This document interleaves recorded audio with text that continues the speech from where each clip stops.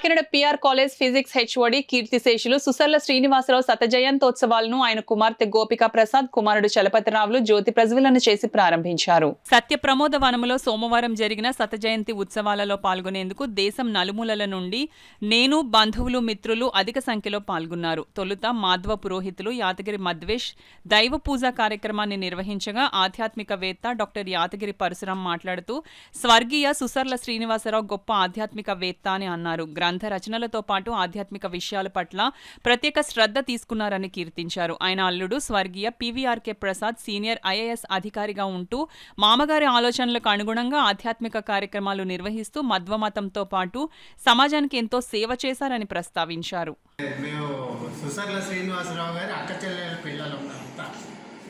మా బావను మా గోపియతిగా మమ్మల్ని పిలిచారు ఆప్యాయంగా, అందుకోసమే మేము వచ్చామన్నమాట. ఇవాళ 2-3 రోజులు ఇక్కడ కలుద్దామని కజిన్స్ అంతా, అది గెట్ టుగెదర్. వచ్చిన వాళ్ళందరూ మా మీద అభిమానంతో మా నాన్నగారిని గౌరవంతో వచ్చారు. I'm very happy, thankful to all the people. పాపం వాళ్ళ బిజీ రొటీన్ పక్కన పెట్టి శ్రమపడి అంత దూరాల నుంచి వచ్చారు.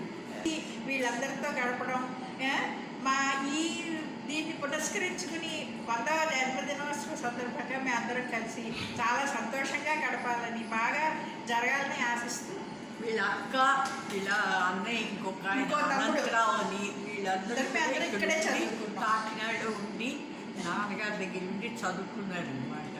అందుకని వాళ్ళు కూడా ఒక కృతజ్ఞత భావంతో అందరూ వచ్చారు. సెంటినరీ సెలబ్రేషన్ అనగానే వాళ్ళు చాలా సంతోషంగా మేము వస్తామని ఒప్పుకున్నారు.